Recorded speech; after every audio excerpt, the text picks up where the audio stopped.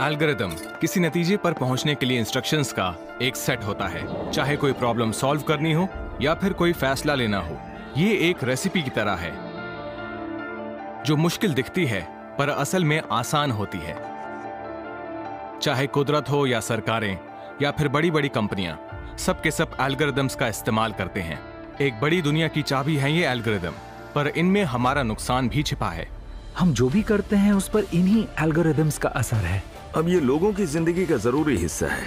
शुरू में social media का काम था लोगों को जोड़ना। हेलो। सोशल मीडिया हमें एक दूसरे से दूर कर रहा है। बड़ी कंपनियां, सरकारें और कंप्यूटर हम पर निगरानी रखते हैं। हम इस निगरानी का हर मुमकिन विरोध करेंगे। लोगों का काम अब एआई ने करना शुरू कर दिया है। मैं हूं अंजन सुंदरम और मैं एक जर्नलिस्ट, ऑथर और मैथमेटिशियन हूं। मैंने मैथ्स इसलिए छोड़ी क्योंकि मुझे लगा कि मैथ्स मुझे असली जिंदगी, असली दुनिया और असली लोगों से जोड़ नहीं पा रही है। लेकिन अब एल्गोरिदम ने सब कुछ बदल दिया है। एल्गोरिदम को अब इग्नोर नहीं किया जा सकता। ज्यादातर लोगों को एल्गोरिदम की लिमिटेशंस नहीं पता है और हमने लोगों को बस डरना सिखा दिया है। ताकत की जंग में एल्गोरिदम ने लोकतंत्र को हिला दिया है। कई देशों में उथल पुथल मचा दी है। हमें इंटरनेट की चीजों पर आंख मूंद कर भरोसा नहीं करना चाहिए। डिसइंफॉर्मेशन या गलत जानकारी देना एक नई लड़ाई का रूप ले चुका है। समझ नहीं आता किस पर भरोसा करें। हम पर निगरानी रखी जा रही है, हमें ट्रैक किया जा रहा है, पर कैसे लड़ें हम अपनी प्राइवेसी और आजादी बचाने की लड़ाई? मैं इस खुफिया लड़ाई को समझना चाहता हूँ। एल्गोरिदम ज्यादा आजादी देते हैं या हमें बनाते हैं टेक्नोलॉजी का गुलाम?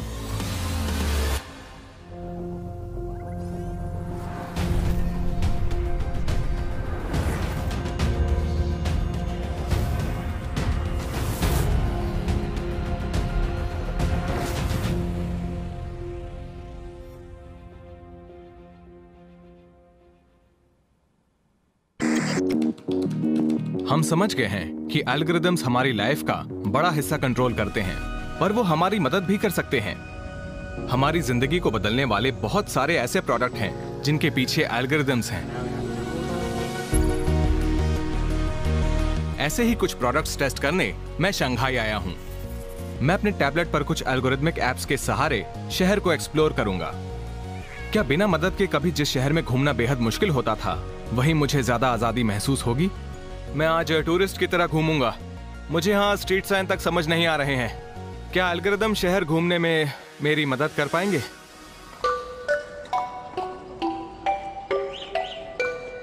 मैं इस विशाल लाल बिल्डिंग की फोटो ले रहा हूँ और एल्गोरिदम से पूछ रहा हूँ कि इसका नाम क्या है।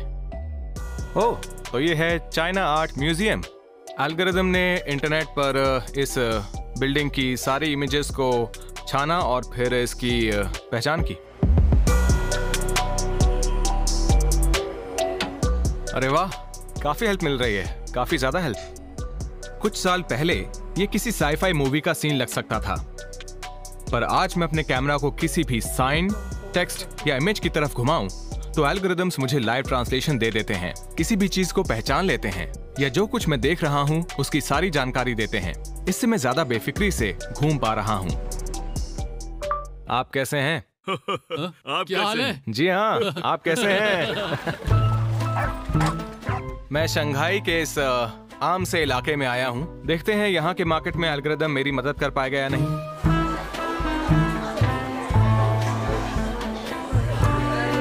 एक सेकेंड, ये क्या है? बैंगन? क्या ये एक चाइनीज बैंगन है? हाँ, अरे वाह, थैंक यू। अरे वाह, कितनी प्यारी फिश है। पता नहीं ये कौन सी फिश होगी। देखते हैं कि एल्गोरिदम मुझे क्या बताता है। वाह, इतनी जल्दी बता दिया। ये ब्रीम फिश है जो चाइना के यांगसी बेसिन में पाई जाती है।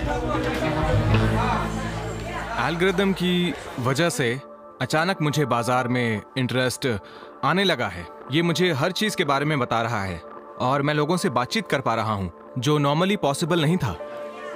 ये कहाँ के श्रिम्प हैं? Thank you.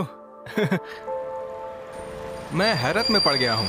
बाजार की हर चीज को पहले कोड में और फिर इंग्लिश में बदला जा रहा है ताकि मैं समझ सकूं। मेरे हाथ में एल्गोरिदम है और मैं ज्यादा अच्छी तरह घूम पा रहा हूं, पर मेरा ध्यान इस बात पर गया कि कैमरे चारों तरफ हैं। आज सीसीटीवी कैमरास में फेशियल रिकॉग्निशन टेक्नोलॉजी भी जुड़ गई है। अब सरकारें एल्गोरिदम के जरिए बॉर्डर पर लोगों को पहचानती हैं, स्मार्टफोन्स को अनलॉक करती हैं, क्रिमिनल्स का पता लगाती हैं और बैंकिंग लेनदेन को मंजूरी देती हैं। पर चाइना में एल्गोरिदम का इस्तेमाल जिंदगी के कुछ अनछुए पहलुओं में हो रहा है। सन 2018 में बीजिंग में खुला दुनिया का पहला AI फोकस्ड पार्क।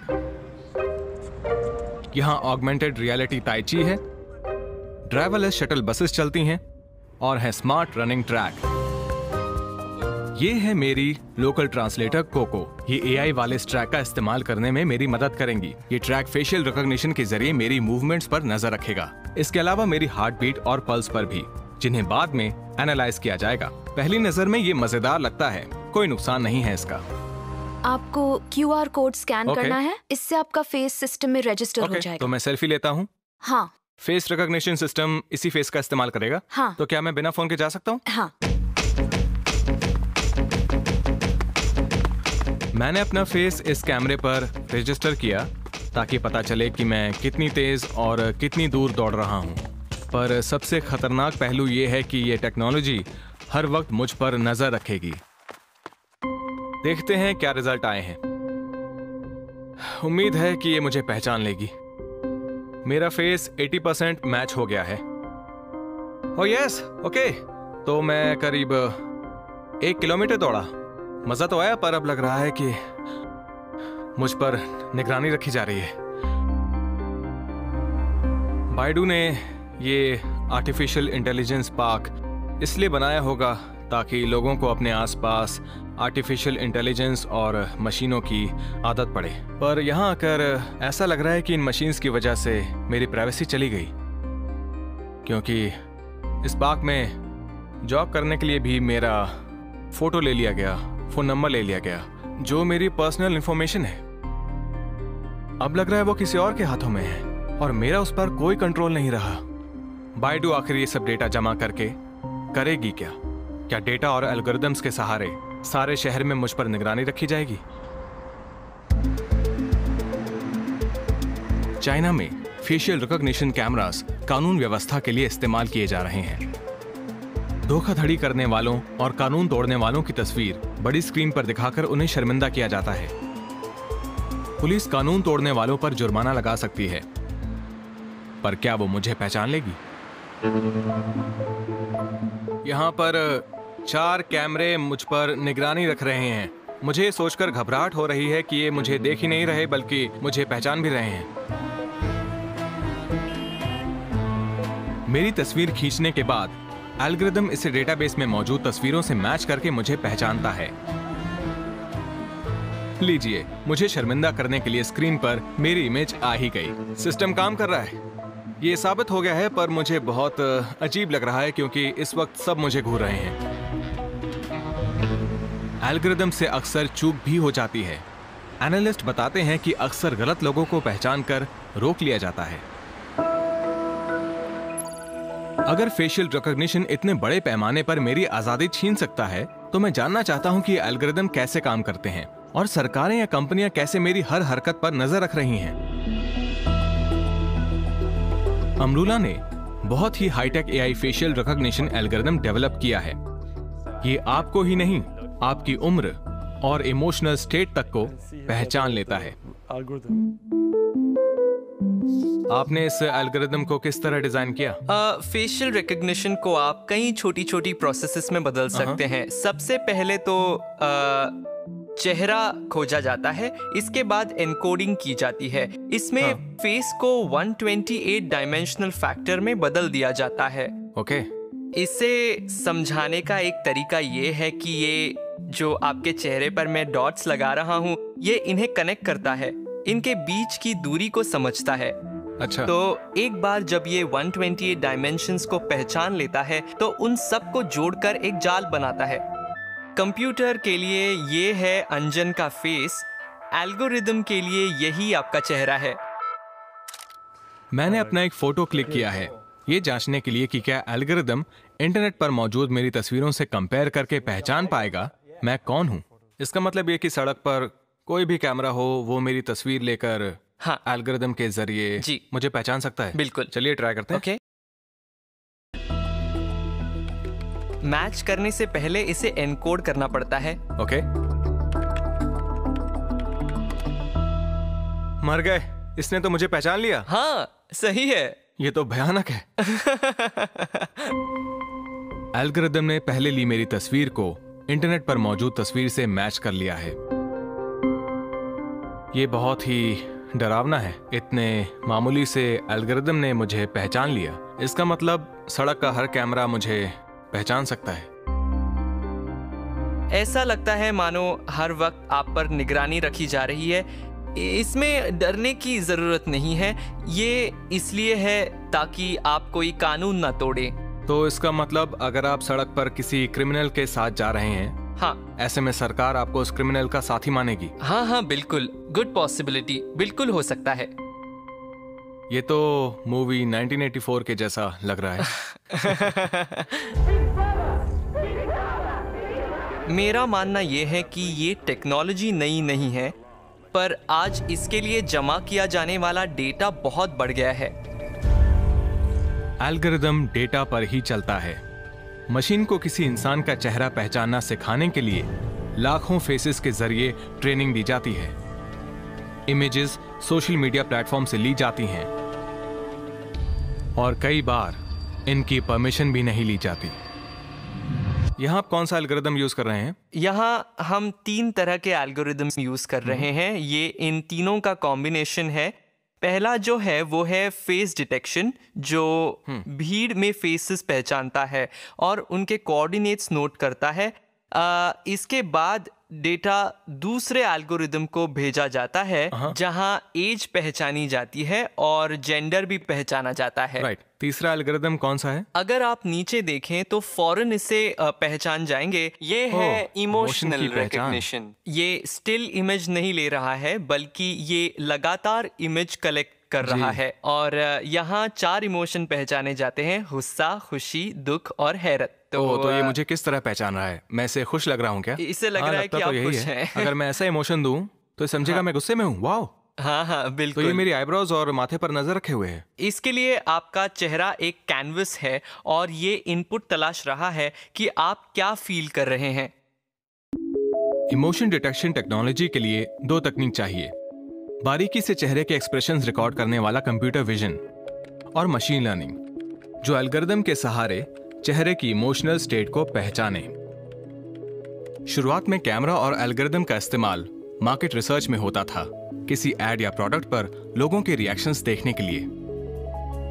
आज बड़े पैमाने पर हमारे इमोशंस इकट्ठा करना $20 अरब की इंडस्ट्री बन चुका है। इसे मेडिसिन, सिक्योरिटी और कार इंडस्ट्री में यूज किया जा रहा है। एल्गोरिदम पहचान लेता है कि पेशेंट को और दवाई कब देनी है, बेहतर स्मार्ट कार फीचर्स कैसे बनाने हैं या किसी गलत इंसान को कैसे पहचानना है। मुझे लगता है कि अब बाय डिफॉल्ट सबको मेरे बारे में सारी खबर है। सड़क पर फेशियल रिकॉग्निशन सॉफ्टवेयर नजर रख रहा है। इंटरनेट पर भी मेरी हर हरकत पर नजर है। ऐसे में अगर मुझे अपनी प्राइवेसी चाहिए तो उसके लिए कदम उठाने होंगे, सीखना होगा। ऐसे हालात में पर्सनल जिम्मेदारी बहुत ज्यादा मायने रखती है। मुझे बताइए कि आज फेशियल रिकॉग्निशन, प्राइवेसी और अपनी आज़ादी के मद्देनजर सोसाइटी को पहले कौन सी चीज़ समझनी या सीखनी होगी? हाँ, तो पहली चीज़ ये कि सरकार के भरोसे मत रहिए। ओके, बताइए कि हमें किस चीज़ पर सबसे ज़्यादा ध्यान देना होगा? कोड लिखना सीखना होगा। सच में? कल्चर और स्किन कलर के हिसाब से फेशियल एक्सप्रेशंस भी बदल जाते हैं। अक्सर एल्गोरिदम्स को गोरे चेहरों के सहारे ट्रेनिंग दी जाती है। इसका असर ये होता है कि दूसरे रंगों के चेहरों की पहचान में ये गड़बड़ी कर देता है। बात यह है कि अगर किसी एल्गोरिदम का डेटा इनपुट ही बायस्ड है तो उसके नतीजे भी गलत होंगे। फेशियल रिकॉग्निशन एल्गोरिदम की इकलौती टेक्नोलॉजी नहीं है जिस पर भेदभाव करने और निगरानी करने वाली सरकार बनाने का इल्जाम लगता है। अब मैं दुनिया के दूसरे कोने में जा रहा हूँ, ये पता लगाने के लिए कि एल्गोरिदम्स का एक कम्युनिटी की आजादी पर क्या असर पड़ा है। पूरी दुनिया में पुलिस अब डेटा के सहारे निगरानी कर रही है। नॉर्थ अमेरिका में तो अब ये आम बात है। एल्गोरिदम के जरिए अंदाजा लगाया जा रहा है कि आगे चलकर कौन क्राइम करेगा और किन जगहों पर क्राइम होने की संभावना सबसे ज्यादा है। मैं लॉस एंजलिस के स्किड रो इलाके में आया हूँ, जहाँ हर वक्त पुलिस की कड़ी नजर रहती है। मैं ये पता लगाना चाहता हूँ कि यहाँ के लोग प्रिडिक्टिव पुलिसिंग के बारे में क्या सोचते हैं। इस इलाके में गरीबी है, बेघर लोग हैं और हैं तरह तरह के अपराध। स्किड रो में कितनी सड़कों पर ये हालात है? देखिए, ये पूरा इलाका 50 ब्लॉक का है और उन 50 ब्लॉक्स में से 15 ब्लॉक्स ऐसे हैं जहां पर बेघर लोग रहते हैं और इनमें से 82% ब्लैक लोग हैं, 40-60% लोगों में किसी तरह की डिसेबिलिटी है और करीब 90% लोग ऐसे हैं जो बहुत ही ज्यादा गरीब हैं।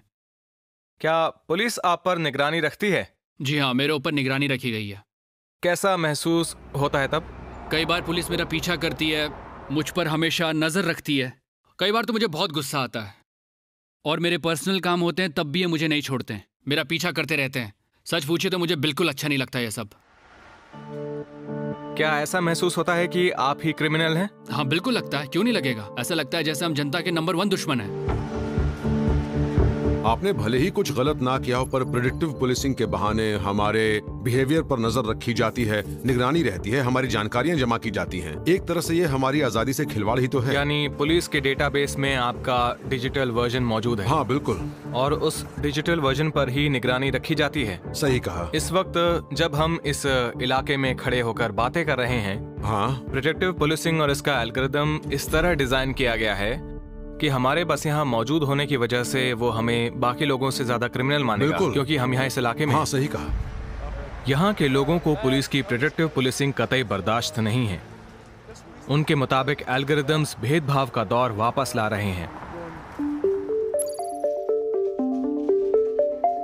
प्रेड पोल बनाने वाले डॉक्टर जेफ ब्रैंडिंगहम प्रिडिक्टिव पुलिसिंग के पायनियर हैं। इनका दावा है कि एल्गोरिदम्स के सहारे अमेरिका में हर 33 में से एक व्यक्ति को प्रोटेक्ट किया जा रहा है।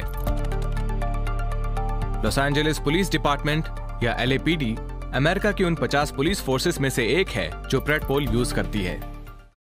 ये प्रेड पोल क्या है? ये पुलिस के रोजमर्रा के काम का टूल है। रोज सुबह पुलिस ऑफिसर 6 बजे की शिफ्ट में आता है और रोल कॉल होता है।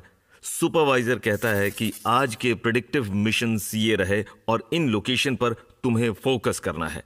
नए डेटा के बेस पर ये एकदम नए प्रेडिक्शंस हैं और इन इलाकों में क्राइम का रिस्क सबसे ज्यादा है। तो इस डेटा से उन्हें पता चलता है कि उन्हें कहां जाना है, किस जगह पर फोकस करना है, कहां फोर्स डिप्लॉय करनी है। सही कहा आपने। देखिए, साफ बात है, मेडिसिन हो या पुलिसिंग, बचाव पर प्राइमरी फोकस होना चाहिए। यहाँ सबसे इंपॉर्टेंट बात यह है कि एल्गोरिदम की प्रोसेस में तो पब्लिक सीधे सीधे इन्वॉल्व है। ज्यादातर क्राइम्स में पुलिस को तभी पता चलता है जब पब्लिक में से कोई कॉल करता है और बताता है कि मेरे घर चोरी हो गई है, और इस कॉल से एक डेटा पॉइंट बनता है जिसका यूज एल्गोरिदमिक फोरकास्ट में होता है और पुलिस तय करती है कि उसे कल कहां कहां ड्यूटी करनी है, यानी कहां डिप्लॉय होना है। तो सिस्टम एक इनपुट डेटा लेता है और इससे आंसर तैयार करता है।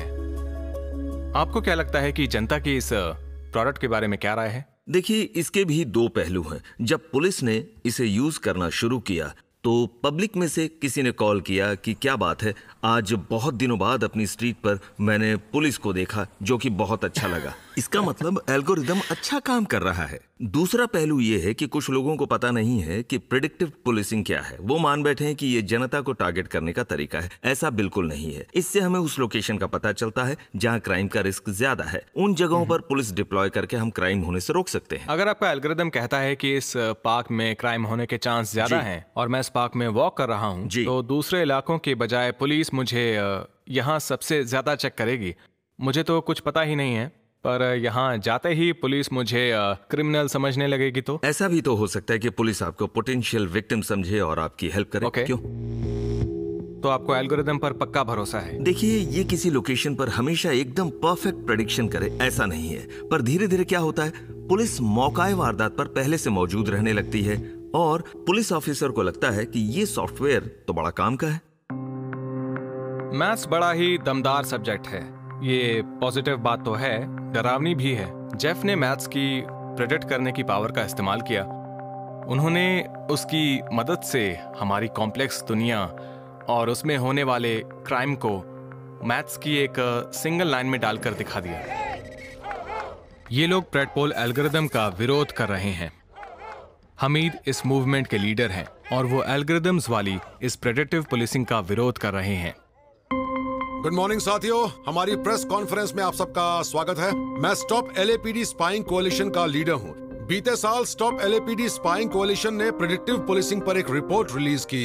इसके बाद काफी हलचल शुरू हो गई थी और फिर जुलाई 2018 में सिटी हॉल में सिटी होल्डिंग पब्लिक हियरिंग्स का सिलसिला शुरू हुआ। ये एक रेसिस्ट सॉफ्टवेयर है। ये नई टेक्नोलॉजी चीजों को काफी चमकदार बनाकर प्रेजेंट कर रही है, पर हम किसी भी हालत में सर्वेलेंस स्टेट को बर्दाश्त नहीं कर सकते। सर्वेलेंस बंद करो! सर्वेलेंस बंद करो! सर्वेलेंस बंद करो!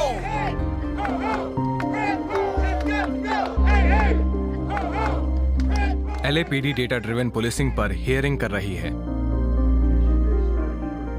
एक्टिविस्ट्स का मानना है कि पहले से चले आ रहे भेदभाव को खत्म करने के बजाय ये उसे बढ़ावा दे रही है।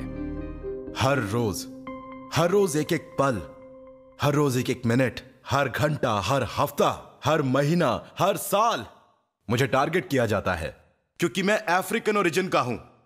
और कमाल है कि आप मुझसे कह रहे हैं कि कहीं कोई भेदभाव नहीं है। मैंने आज यहां अपनी आंखों से देखा कि लोग पावर को चैलेंज कर रहे हैं और ये काफी पॉजिटिव बात है।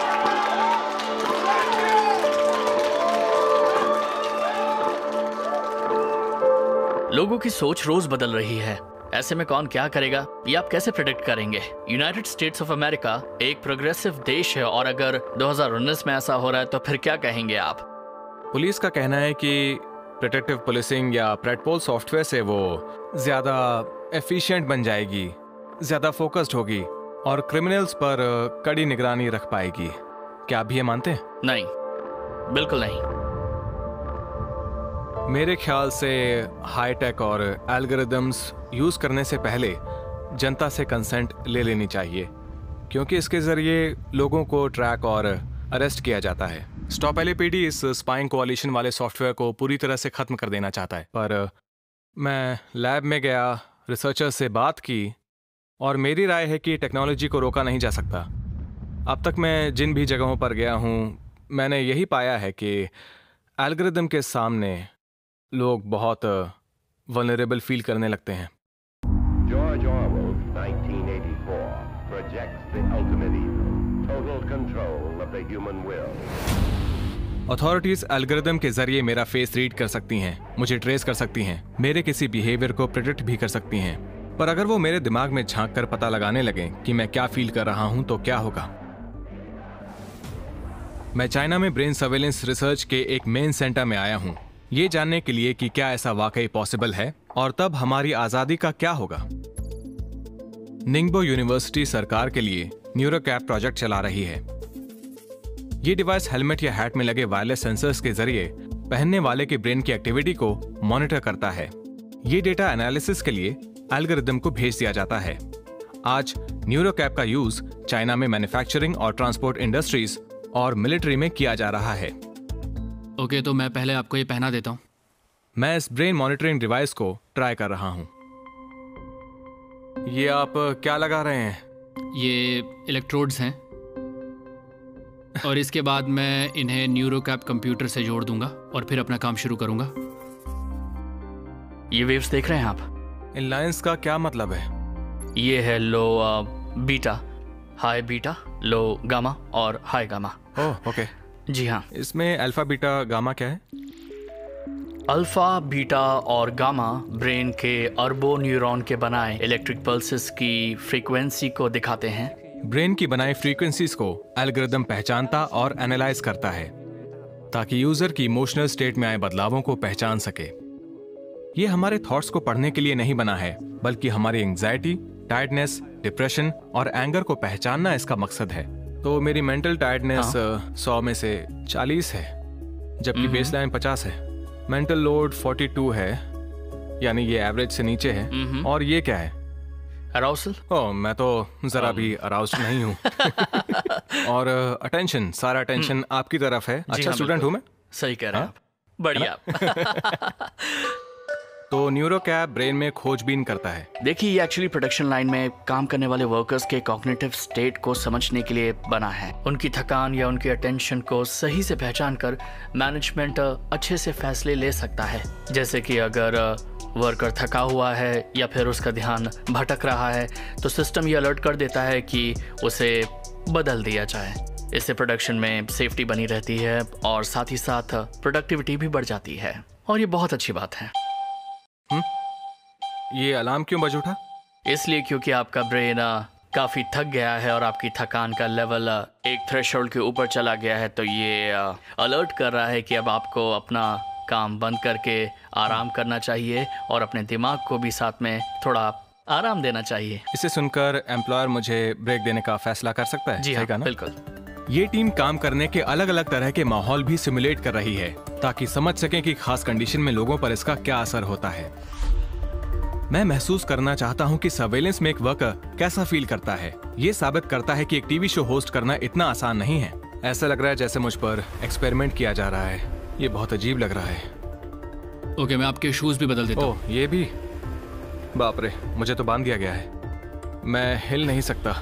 अब आप सीधे आगे चलिए। हाँ, आगे की तरफ। अरे वाह, बढ़िया है। मैं तो टॉप फ्लोर पर हूं। मान लीजिए कि मैं कोई बिल्डिंग वर्कर हूं या विंडो साफ करने वाला और अब मैं 20 मीटर की ऊंचाई से गिरने वाला हूं। अचानक मेरा सर चकरा रहा है। बहुत ही सेफ एनवायरनमेंट में मैं वो महसूस कर रहा हूं जो इस तरह के वर्कर्स जानलेवा हालात में फील करते होंगे। इस तरह न्यूरोकैप या ये सेंसर्स एम्प्लॉयर्स को खबरदार कर देंगे कि वर्कर इस वक्त डरा हुआ या थका हुआ है और उसके साथ कोई हादसा हो सकता है। सच में ऐसा लग रहा है कि मैं कभी भी गिर सकता हूं। ओके, अब मैं जंप करने वाला हूं। Oh my God!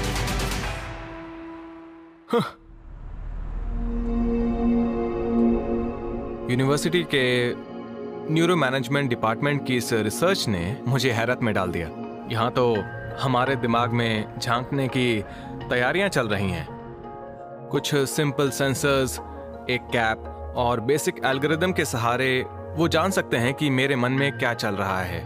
Neuro cap पहनकर काम करने का मतलब है कोई मेरे इमोशंस को पढ़ सकता है। ये जानकर मुझे घबराहट होने लगी है।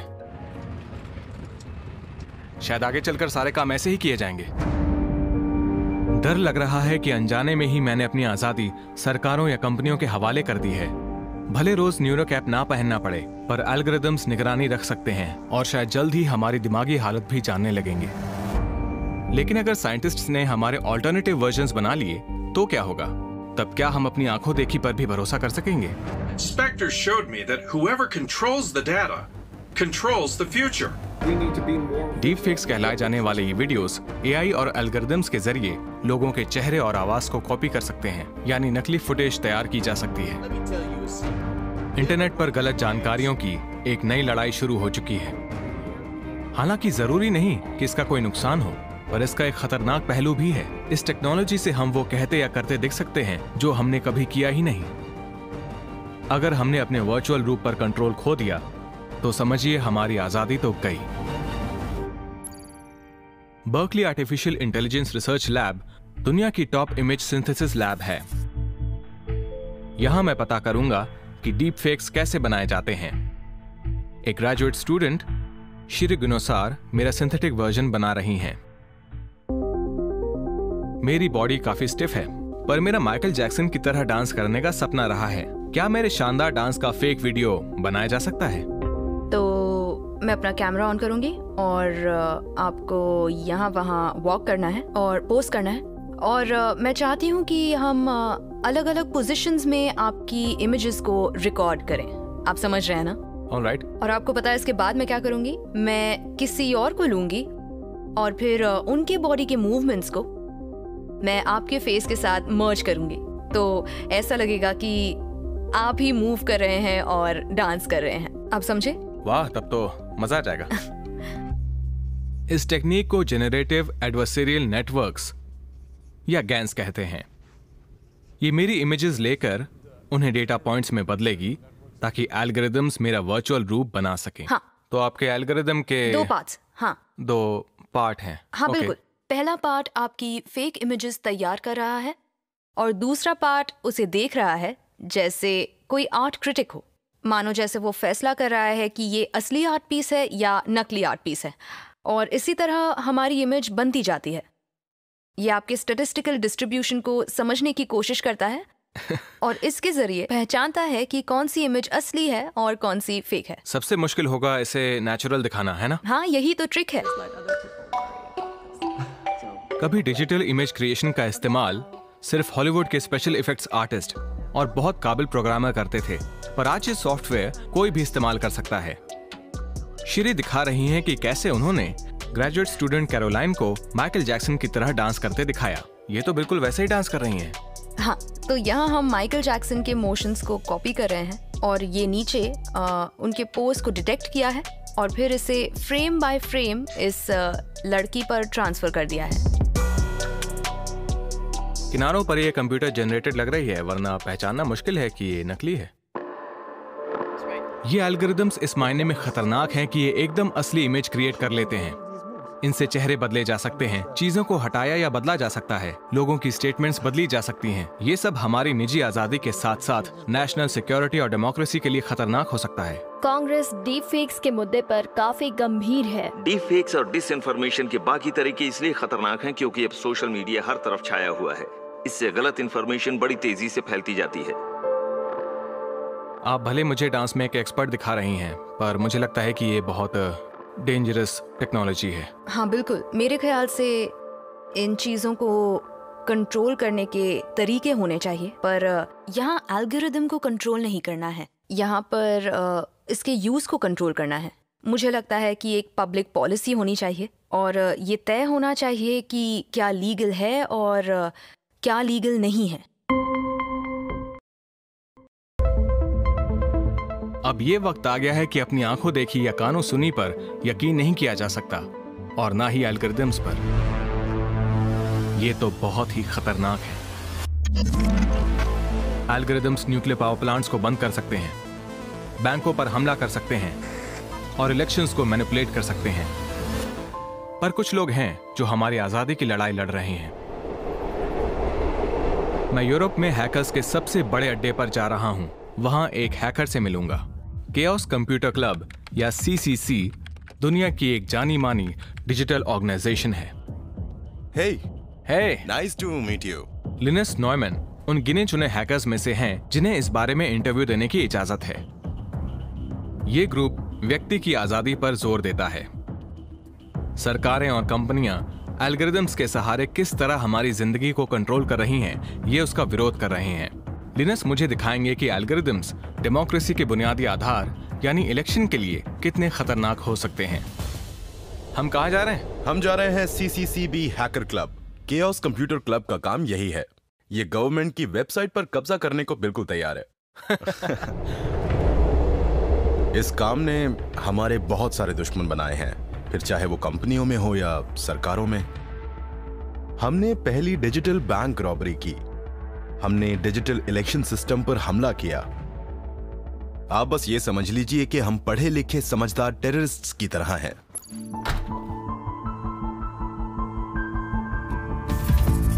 केओस कंप्यूटर क्लब अक्सर पब्लिसिटी के लिए बड़े कारनामे करता है और सबको दिखाता है कि कैसे सरकारें और कंपनियां एल्गोरिदम्स और टेक्नोलॉजी का गलत यूज कर रही हैं। इनका एक सबसे ज्यादा सुर्खियों में आया कारनामा था जर्मन सरकार के बनाए इलेक्ट्रॉनिक वोटिंग सिस्टम्स को हैक कर लेना। देखिए, कंप्यूटर बेस्ड वोटिंग मशीन सिर्फ वोटिंग नहीं करती है। ये दिखाने के लिए CCC ने इन कंप्यूटर्स को हैक कर लिया और उनसे अलग अलग तरह से वोट्स गिनवाए। दरअसल उन्हें चेस कंप्यूटर की तरह इस्तेमाल किया गया और हम वोटर को दिखाना चाहते थे कि इस मशीन पर पक्का भरोसा नहीं किया जा सकता क्योंकि वो एक कंप्यूटर है। तो केओस कंप्यूटर क्लब की वजह से वोटिंग कंप्यूटर्स जर्मनी में इलीगल बना दिए गए और दुनिया और जर्मनी में डेमोक्रेसी को बचाने के लिए हमने ये सबसे बड़ा काम किया। क्या ये कह सकते हैं कि आपने देशों को सिक्योर बनाया है? देखिए, हम उसी सिक्योरिटी पर काम करते हैं जो किसी व्यक्ति के लिए हो या यूं कह लीजिए के लिए डेमोक्रेसी के लिए। तो आप कह सकते हैं कि हमने देशों को ज्यादा सिक्योर बनाया है, पर सच ये है कि उस देश के लोगों को पहले ज्यादा सिक्योर किया गया है। जब हम इन एल्गोरिदम्स के खतरों को जानते हैं तो फिर इन पर भरोसा क्यों करते हैं? आपको क्या लगता है कि हमने एल्गोरिदम्स को इतनी ताकत क्यों दी है? हम इन्हें गॉड या देवता की तरह क्यों मानते हैं? ये जो भी आंसर देते हैं, क्या उसे मानना जरूरी है? देखिए, सोसाइटी जिन चीजों को समझ नहीं पाती वो उन्हें ओवर एस्टिमेट करने लगते हैं। तो अगर किसी की ताकत कम करनी है तो समझो कि वो कैसे काम करती है या उसके काम करने का तरीका क्या है, और ये काम हम रोज करते हैं। ज्यादातर लोग नहीं जानते कि एल्गोरिदम क्या है। ज्यादातर लोगों को एल्गोरिदम की हदें नहीं पता है, और यहाँ तो हमने ज्यादातर लोगों को इनसे पूरी तरह से डरना सिखा दिया है। तो कुल मिलाकर बात यह है कि ऐसे बहुत ही कम लोग हैं जो टेक्नोलॉजी को समझते हैं। वही हमें बताते हैं कि ये टेक्नोलॉजी क्या है, या फिर हमारा फ्यूचर क्या होगा, या फिर हमारे सामने आने वाली दुनिया कैसी होगी। और बाकी लोगों को इसके बारे में ज्यादा पता ही नहीं होता, और इसीलिए मेरा कहना है कि सारी जानकारियां फ्री होनी चाहिए। बताइए कि आप इस लड़ाई को रोज किस तरह से लड़ते हैं? क्या तरीका है? हम जनता को इन्फॉर्म करते हैं, और अगर इससे काम नहीं बनता तो हम जिस टेक्नोलॉजी को पसंद नहीं करते उसे हैक कर लेते हैं। हम में से ज्यादातर लोगों को बोलना उतना अच्छा नहीं आता जितना हैकिंग करना आता है। एक हैकर पहले समझता है कि ये कैसे काम करता है, उसके बाद उसे बदलकर अपनी मनमर्जी करवाता है। सीसीसी का काम यही है। हम यहाँ मिलते हैं, कभी कुछ बनाते हैं तो कभी कुछ तबाह करते हैं, और कुछ बेहतर बनाने के लिए तबाह करना जरूरी होता है। लिनस और क्योस कंप्यूटर क्लब एक आम आदमी की आजादी बचाने में जुटा हुआ है। देखिए, मेरा तो मानना है कि जो लोग सत्ता में हैं, उन्हें चैलेंज किया जा सकता है। कंप्यूटरों के जरिए हम अपनी दुनिया को और ज्यादा बेहतर बना सकते हैं। तो जैसी दुनिया इस वक्त है, क्या आपको अच्छी लग रही है? अगर ऐसा नहीं है तो मैं इसे बेहतर बनाने की कोशिश करता रहूंगा। लिनस ने मुझे बहुत इम्प्रेस किया है। मुझे लगता है कि वो मेरे लिए, हमारी सोसाइटी के लिए, आम जनता के लिए काम कर रहे हैं। वो हैकिंग की अपनी काबिलियत का इस्तेमाल पब्लिक के भले के लिए कर रहे हैं। डिजिटल वर्ल्ड में ऐसे लोगों की जरूरत है, क्योंकि मुझे तो लगता है जैसे एक जंग छिड़ी है मेरी आइडेंटिटी तय करने की, मैं कौन हूं और इसका कंट्रोल आखिर किसके पास होना चाहिए। लिनस ने मुझे दिखाया कि कैसे एल्गोरिदम डेमोक्रेसी के सबसे जरूरी स्तंभ पर असर डाल सकता है। इसका मतलब डिजिटल दुनिया में हमारी आजादी बहुत ज्यादा खतरे में है, पर यही एल्गोरिदम्स हमें आजादी भी दे सकते हैं। ये कोड समाज के कमजोर लोगों को नए मौके दे सकता है, बराबर के मौके। चलो चलो जल्दी करो। मुंबई का एक कोडिंग स्कूल गरीब बच्चों को अपनी जिंदगी बेहतर बनाने का एक रास्ता दिखा रहा है। इन बच्चों को मैथ्स के सारे कॉन्सेप्ट सिखाए जा रहे हैं, प्रोग्रामिंग और एल्गोरिदम्स के काम करने का तरीका भी। इसके पीछे मकसद ये है कि कोड सीखकर ये बच्चे अपनी सारी जिंदगी बेहतर बना सकते हैं, खूब आगे बढ़ सकते हैं। हेलो। हाय अंजन। आपको कोडिंग में क्या पसंद है? सारे के सारे गेम्स? तो बेसिकली अभी हम लोग सीख रहे हैं कि उनकी बॉल जो है वो स्क्रीन के एजेस को बाउंस करती रहनी चाहिए कंटिन्यूसली। तो उसकी स्क्रिप्ट कैसे करते हैं, तो हम लोग उसकी स्क्रिप्ट कैसे बनाते हैं, तो वो हम लोग डिस्कस कर रहे हैं। ओके, बाउंसिंग बॉल के साथ किस तरह का गेम कर सकते हैं, बना सकते हैं? ये बच्चे कोडिंग के हुनर का यूज एप्स डिजाइन करने में भी कर रहे हैं। कोडिंग किस चीज में इस्तेमाल करते हैं दुनिया में? आपने किस टाइप का ऐप बनाया?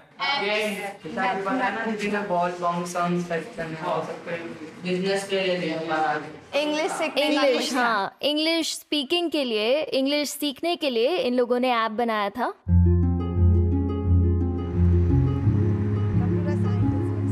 रिंसा इस स्कूल के फाउंडर्स में से एक हैं। इनका मानना है कि ये बच्चों को अपने आप आगे बढ़ने का रास्ता दिखा रही हैं। तो हमें एल्गोरिथमिक थिंकिंग के बारे में कुछ बताइए। देखिए, इसमें एक्चुअली वो पूरा प्रोसेस सीख रहे हैं, क्योंकि मैं उनसे कभी आंसर नहीं पूछती हूँ, मैं उनसे पूरा प्रोसेस पूछती हूँ। राइट, तो इन्हें पूरी प्रोसेस समझनी है। हाँ, सबसे बड़ी बात यह है कि कोडिंग से बच्चे कभी बोर नहीं होते। वो नई चीजें बनाना सीख रहे हैं, अटक जाते हैं पर सीखना चाहते हैं। ये बच्चे किस तरह के बैकग्राउंड से आते हैं? ये सब बेघर हैं, ये फुटपाथ पर रहते हैं और मेरा मानना है कि कोडिंग इनकी हालत सुधार सकती है और जिंदगी बेहतर बना सकती है। ये इन्हें एक्सपर्ट बनाती है। ये 21st सेंचुरी की स्किल है जो अब बहुत जरूरी बनती चली जाएगी। आपको क्या लगता है वो कोडिंग स्किल्स का इस्तेमाल किस तरह करेंगे? देखिए, हमारे पास ये प्रॉब्लम्स को सॉल्व करना सीख रहे हैं, एल्गोरिथमिकली सोचना सीख रहे हैं, प्रॉब्लम्स को देखते हैं, उन्हें समझते हैं, और ये चीज हमेशा इनके साथ रहेगी, चाहे आगे चलकर ये कोई भी प्रोफेशन चूज करें। और मेरे हिसाब से ये कोई लैंग्वेज सीखने से ज्यादा इम्पोर्टेंट है, क्योंकि प्रोसेस ज्यादा मायने रखता है। अदिति स्कूल की एक स्टार स्टूडेंट है। कोडिंग के जरिए ये खुद भी आगे बढ़ रही है और अपनी फैमिली को भी सपोर्ट कर रही है। एल्गोरिदम्स क्या होते हैं? इसका मतलब ये है कि मतलब अभी मैंने ये 10th मूव सेकंड लिखा है, तो मतलब जो मैंने उसको बताया है वही वो करेगा, उसके अलावा वो नहीं करेगा। जो स्टेप बाय स्टेप वो मैंने उसको किया है ना, तो वो स्टेप बाय स्टेप ही होगा, एल्गोरिदम का मतलब। और ये कोडिंग आसान है सिखाने के लिए, सीखने के लिए? सीखने के लिए इजी है, बट थोड़ा सा माइंड का ज़रूरत है और दिमाग तो चाहिए ही चाहिए इसके। और तुम्हारे लिए ये कोडिंग मुश्किलों से बाहर निकालने के लिए काफ़ी है क्या? हाँ, सिर्फ थोड़ा किसी के मतलब गाइड करने की ज़रूरत है, न तो हो सकता है। आप क्या क्या सोचते हैं कि कोडिंग के साथ क्या करेंगे? मेरे पहले मैं तो मेरी मम्मी फैमिली को अपने संभालूंगी, फिर मेरा आगे का जो करियर है मैं उसको और आगे लेके जाऊंगी, फिर मेरे फैमिली वाले को जो पैसे वैसे का ज़रूरत हुआ तो मैं मम्मी पापा को हेल्प करूँगी। अगर मैं कहीं बाहर गई, अगर मैं दूसरे कंट्रीज में गई तो वहाँ पे कोडिंग वगैरह सिखाते होंगे, तो मैं गर्व से कह सकती हूँ कि नहीं मुझे ये कोडिंग आता है करके मैं आपको हेल्प कर सकती हूँ। अदिति जैसे बच्चों से मिलकर मैं इमोशनल हो गया हूँ। मैंने देखा कि कैसे वर्चुअल वर्ल्ड या कोडिंग की दुनिया सबसे गरीब लोगों की जिंदगी में उम्मीद की किरण लाई है।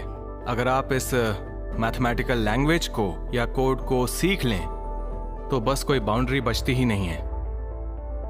कई मायनों में कोडिंग की लैंग्वेज बराबरी का जरिया है। अगर आप बढ़िया कोडिंग कर सकते हैं तो मैथमेटिक्स या कोड की दुनिया ये नहीं देखती कि आपका बैकग्राउंड क्या है, आपका रिलीजन क्या है।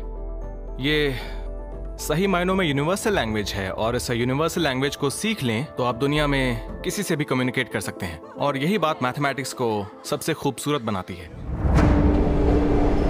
एल्गोरिदम्स लोगों के लिए मौके तैयार करते हैं, उनकी जिंदगी को आसान बनाते हैं। मैंने महसूस किया कि किस तरह कोड आपको आजाद कर रहे हैं, पर मैंने ये भी देखा कि हर जगह मुझ पर नजर रखी जा रही है। मेरी फीलिंग को भी ट्रैक किया जा सकता है। इस तरह कोड के रहते मेरी आजादी खतरे में है। ये बिल्कुल 1984 मूवी की तरह है। जो दिख रहा है मैं उस पर यकीन नहीं कर सकता।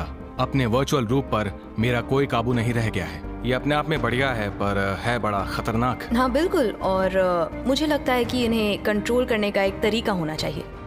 चाहे सरकारें हों या कंपनियां, पल भर में वो मेरी आजादी छीन सकती हैं। यानी मुझे पावर से सबसे बड़ा खतरा है। कुल मिलाकर ये पावर की जंग है। इसलिए हमें लोगों को ऐसे टूल देने होंगे जिनसे वो अपनी हिफाजत कर पाएं और अपने कोडेड वर्ल्ड में आजाद रह पाएं।